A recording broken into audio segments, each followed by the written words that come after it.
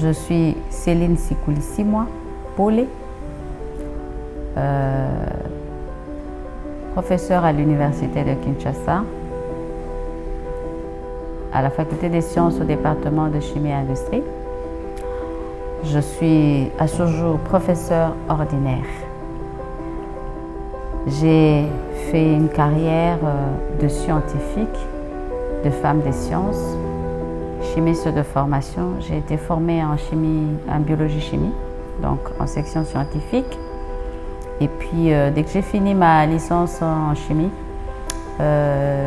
engagée comme assistante, retenue comme assistante, je suis partie 2 ans plus tard, 3 ans je crois, faire ma spécialisation en gestion intégrée des ressources en eau, option technologie de l'eau à l'Université de Liège, d'où je suis diplômée d'études spécialisées. Et puis je fais ma thèse de doctorat dans la même université, c'est-à-dire à l'Université de Liège, et je suis donc docteur en sciences. J'ai commencé cette carrière il y a 20 ans, et comme je l'ai dit, je suis professeur ordinaire. Je suis tour à tour passée d'assistante de premier mandat, second mandat, chef de travaux, ensuite professeur, après avoir soutenu ma thèse de doctorat. J'ai été tour à tour conseillère au cabinet du ministre de l'Enseignement supérieur et universitaire à recherche scientifique à l'époque, en 2011. Puis consultante au programme des Nations Unies pour le développement en 2012. J'ai ensuite brigué à 2 ans comme directeur général de l'école supérieure en sciences et technologies de l'eau en RDC. J'ai d'ailleurs été la promotrice de ce projet important pour la RDC dans le secteur de l'eau. J'ai ensuite été consultante pour le compte du Partenariat mondial de l'eau, mais aussi membre du think tank en tant qu'experte au niveau régional dans le domaine de l'eau au niveau de la SADC, donc experte de référence à la SADC en 2014-2015. J'ai ensuite été parmi les enseignants à l'École nationale d'administration, ENA, RDC, où j'ai tour à tour été présidente de jury pour le recrutement des administratifs dans les structures standards à la fonction publique, mais aussi plusieurs fois j'ai été membre du jury pour la sélection des élèves de l'École nationale d'administration ENA RDC. Je suis coordinatrice de la cellule de recherche Women in Research and Development de la Faculté des sciences au département de chimie et industrie. Également, actuellement, je suis assistante du conseiller spécial du chef de l'État en matière de lutte contre la pauvreté et les inégalités à la présidence de la République.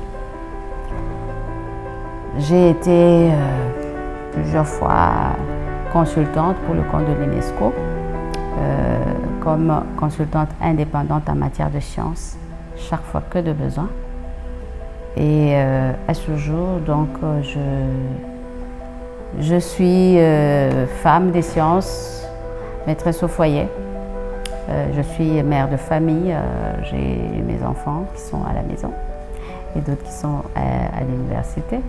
Et donc je suis pratiquement une femme qui sait entreprendre parce que cela fait 3 bonnes années que je dirige comme présidente du conseil d'administration de l'ONG Futura Envie Forward. Et je ne sais pas si vous voulez que je dise encore davantage tout sur moi.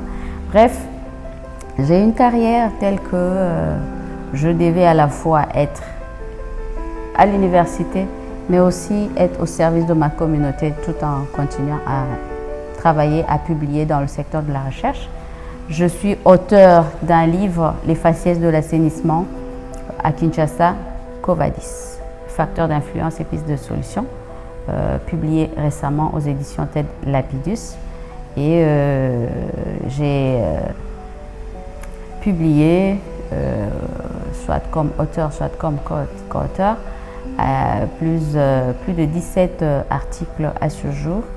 Et donc, en tant que tel, ma carrière est encore en train de continuer à se parfaire. Et donc, je n'ai pas encore fini ma carrière. Donc, voilà ce que je peux dire en bref. Hein, je vraiment dis en bref. Hein.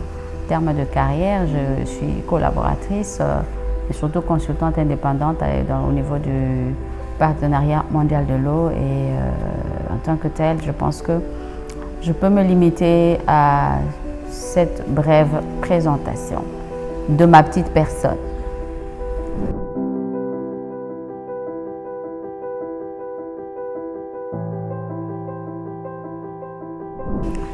Là, qu'est-ce que j'ai fait d'abord dans le même cadre?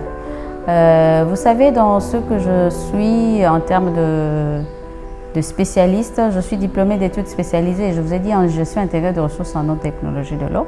Et à ce titre, je ce devoir-là de défendre d'apporter des solutions aux gros problèmes que vit la ville de Kinshasa. À ce titre, je peux dire aussi que j'ai été la première à avoir initié depuis 2018 ce qu'on appelle le monitoring des rivières.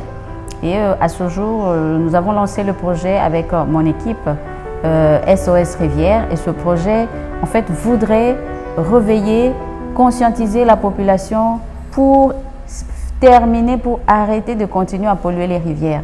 Étant donné que les rivières sont des ressources auxquelles nous recourons, il y a d'ailleurs l'eau qui nous arrive au robinet, provient de la rivière, si ce n'est pas du fleuve, mais le fleuve aussi est alimenté par les rivières. Et donc nous avons constaté que les rivières de Kinshasa sont sujettes à des pollutions, sujettes à des décharges de tout genre, et nous avons initié ce projet et je suis satisfaite. Peut-être pas totalement, mais pour un début, je crois que nous sommes appelés à faire plus. Parce que ce projet SOS Rivière que nous avons mis en place voudrait que chacun s'implique dans la protection de nos ressources, dans la protection des rivières, et nous y travaillons. D'ailleurs, je vous invite à aller sur YouTube. Vous verrez, il suffit d'aller chercher SOS Rivière. Vous comprendrez davantage ce que nous sommes en train de faire dans le cadre de ce projet, parce que vous et moi savez très bien que les rivières de Kinshasa sont abandonnées à leur triste sort. Elles sont asphyxiées avec tout ce qu'on jette dedans et la vie aquatique en pâtit. Et je lance ces SOS pour que tout le monde mette la main à la pâte pour que ces rivières retrouvent leur nature d'antan, leur fonction écologique, physique, économique, etc. Parce que on n'en est peut-être pas conscient. Si une catastrophe écologique s'annonçait, eh bien ces rivières-là risquent de subir une situation qui sera peut-être difficile à réparer, peut-être dans plus de 50 ans plus tard, pour pouvoir réhabiliter la situation. Donc je lance cette sonnette-là. Je suis plus ou moins satisfaite par rapport à ce que je suis en train d'entreprendre.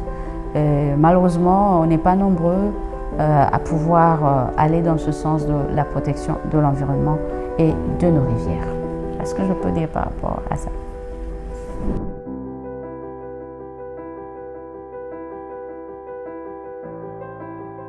Bien sûr, nous avons organisé dernièrement une activité en collaboration avec les réseaux des femmes STEM, avec la fondation STEM, Investing in People, WUTEC.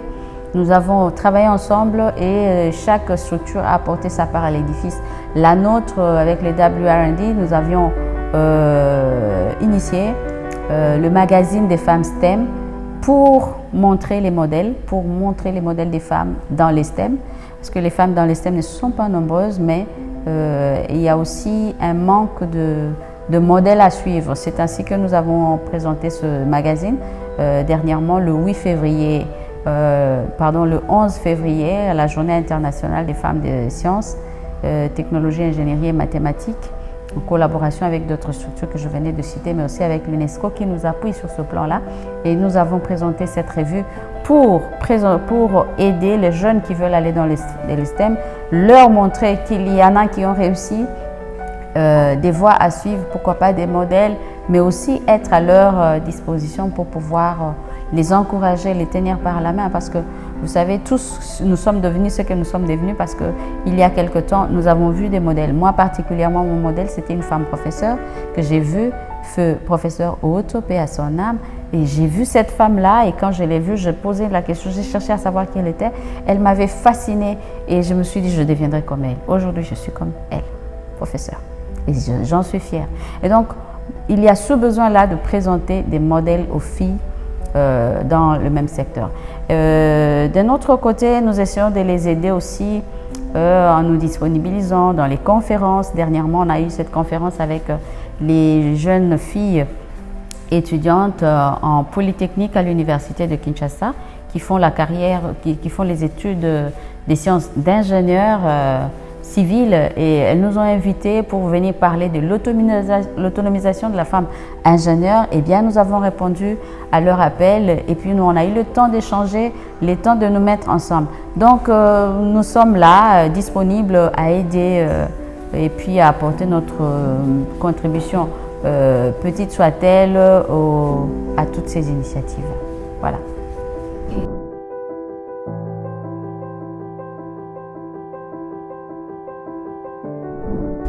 L'entrepreneuriat féminin, vous savez, moi j'ai étudié avec un pied à l'université, mais un pied aussi au travail. J'ai fini, j'étais dans la communication, j'ai travaillé comme collaboratrice, mais j'ai aussi étudié en faisant mon petit commerce pour pouvoir payer mes études, pour pouvoir, disons, assurer mes besoins au quotidien, le manger, etc. Donc, je pense que l'entrepreneuriat, l'autonomisation, bien la femme doit pouvoir se prendre en charge. J'encourage celles qui sont déjà là, et parce que il ne suffit pas d'étudier, mais aussi il faut pouvoir trouver les moyens soi-même, soit avec un petit job par-ci, des initiatives à pouvoir mettre en place. Moi, je me souviens à l'époque, quand j'étais étudiante, je faisais le déplacement Kinshasa-Matadi pour aller vendre des petits trucs à gauche à droite et puis ramener quelque chose pour pouvoir vendre. Je crois que ça, c'est un esprit qui devait déjà nous engager. C'est peut-être ce qui explique que je sois dans tout ce que je fais. Et ça nous permet de nous forger un caractère, ça nous permet de nous former, de pouvoir faire face directement à la vie, n'est pas toujours tendre la manche, parce que ça ne nous honore pas non plus.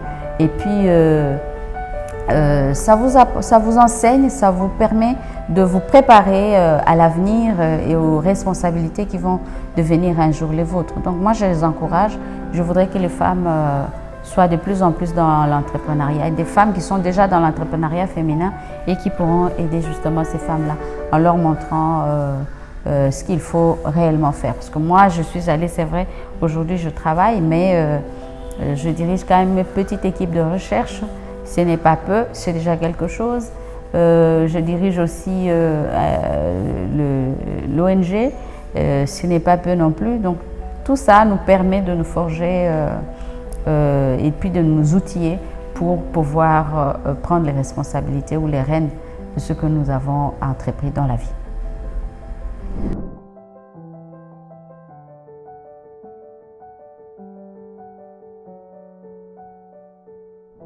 Émerger, c'est d'abord une question de détermination, de volonté, de persévérance, de courage, d'abnégation, mais aussi de l'oubli de soi. C'est pas évident de le faire dans les contextes qui est le nôtre, où déjà nos cultures à l'époque avaient déjà des a priori pour toutes les femmes. Vous savez, à l'époque, très peu de femmes voulaient faire les sciences. Et dans le monde qui est le nôtre aujourd'hui, nous faisons face aux violences, au harcèlement, nous faisons face à différents types de situations qui peuvent vous décourager, vous empêcher d'atteindre vos objectifs. Moi particulièrement, j'en ai été victime, à plusieurs reprises d'ailleurs. Et donc c'est quelque chose que j'ai pu surmonter, mais c'est vrai que ça laisse un arrière-goût amer et la plupart se découragent. Moi, j'ai continué, j'ai voulu avancer et j'avance jusqu'à aujourd'hui, je continue, mais je n'ai pas dit que c'est terminé. Les violences, il y en aura toujours. Les obstacles, on en trouvera sur le chemin. Mais Dieu merci, Dieu nous a aidés nous a donné les capacités, les moyens pour pouvoir les surmonter. Ce ne sera jamais facile. Rien, tout ce qui est grand dans ce bas monde ne sera jamais facile. Encore plus pour la femme. Parce que déjà, elle est vue sous un autre angle. On la voit seulement comme celle qui doit donner la vie. Aujourd'hui, en fait, en son temps, aujourd'hui, la femme apporte sa pierre à l'édifice. Vous n'avez qu'à regarder les femmes maraîchères, les femmes vendeuses de pain. Ce sont elles qui tiennent les familles. Si elles ne vont pas faire ça, nos familles vont avoir beaucoup de difficultés pour aller s'alimenter, pour aller trouver de quoi manger. Mais ces femmes se réveillent très tôt le matin, elles se réveillent pour apporter les vivres, je veux dire par là, les légumes, le pain tant prisé par la population quinoise. Elles se réveillent déjà très tôt pour venir au secours des ménages. Et moi, je trouve que c'est une attitude de responsable, de mère, bien sûr, mais elles se disent, c'est vrai qu'elles veulent venir aux besoins de leur propre famille d'abord, mais aussi l'aide des populations dans notre société. Je crois qu'il faut encourager toutes ces femmes-là, quel que soit leur niveau, quel que soit ce qu'elles peuvent apporter comme pierre à l'édifice pour pouvoir nourrir nos populations. On peut le prendre en exemple et surtout les louer. Voilà. Quel conseil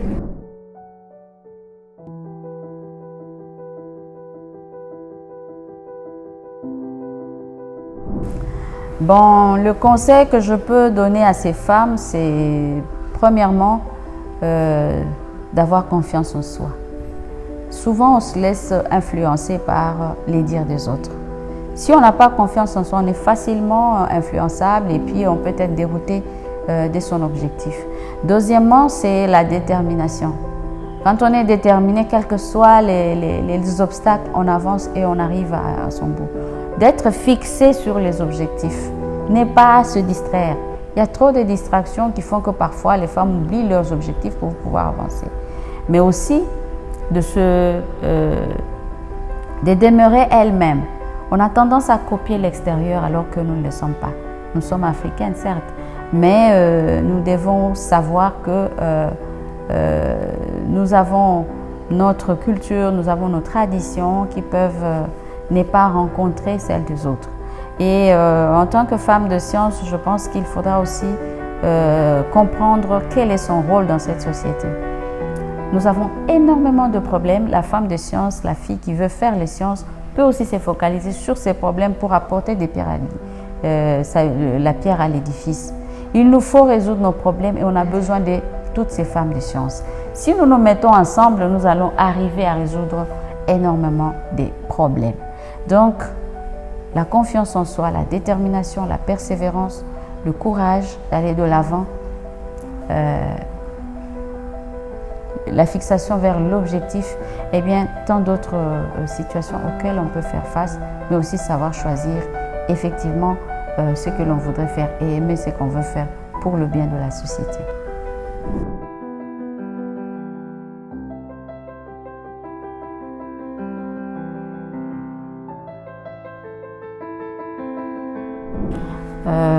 Pour que l'eau soit disponible pour tous, il faut que chacun soit conscient que l'eau provient des ressources naturelles et qu'elle doit être protégée. J'ai évoqué la question de protection des rivières, des cours d'eau, tout part de là.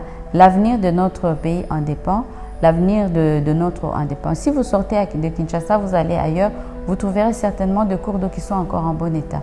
Mais vous allez ailleurs, à Lubumbashi ou dans le Haut-Katanga, dans les Tanganyika et partout ailleurs, partout là où il y a des mines, nos eaux ont des sérieux problèmes. Si nous voulons que demain, nos sociétés puissent avoir accès à l'eau, il faut absolument que nous adoptions des attitudes éco-responsables. Et dans le milieu où l'on se trouve, que ce soit dans les zones minières ou dans les zones urbaines comme Kinshasa aujourd'hui, il faut absolument que chacun pense à la bonne gestion des déchets, aux bonnes pratiques pour que nos eaux ne puissent plus subir les affres de nos irresponsabilités. Donc notre avenir dépend de ce que nous aurons fait aujourd'hui, car si nous utilisons l'eau qui a été laissée par nos ancêtres, c'est pas sûr que demain nos enfants en auront. Parce que déjà, les eaux des surfaces à Kinshasa posent problème. C'est à peine si on les utilise ou on les utilise pour autre chose. Mais on se lance beaucoup plus dans les eaux souterraines, les eaux de réserve qui sont utilisées par les forages. Et ça, c'est un problème pour demain. Il faut absolument que nous puissions revisiter notre façon de voir, nous puissions protéger nos ressources en eau pour être sûr que demain nous aurons encore de l'eau chez nous. Donc l'attitude éco-responsable, que nous puissions nous mettre aussi dans la tête que notre environnement dépend de nous, de ce que nous aurons fait demain. Quant à l'eau potable, bon, je pense qu'il y a des structures qui s'en occupent et tout ce que nous pouvons faire, c'est davantage de bien gérer cette eau, d'utiliser avec parcimonie, parce que sans bonne gestion, je crois que nous mettons même ces ressources-là en danger. Déjà avec la situation des rivières, je crois qu'il y a un sérieux problème.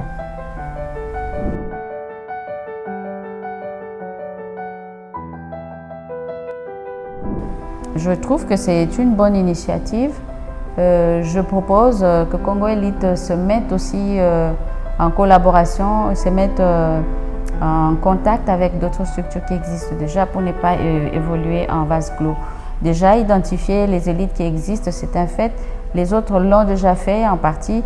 Et pourquoi pas se référer à celles-là, parce qu'on n'invente pas la roue, se référer à celles-là pour pouvoir avancer, voire peut-être ne pas refaire la même chose deux fois. Je crois que c'est déjà quelque chose. Moi, j'encourage ce projet pour pouvoir aller de l'avant, avec des idées novatrices, certainement.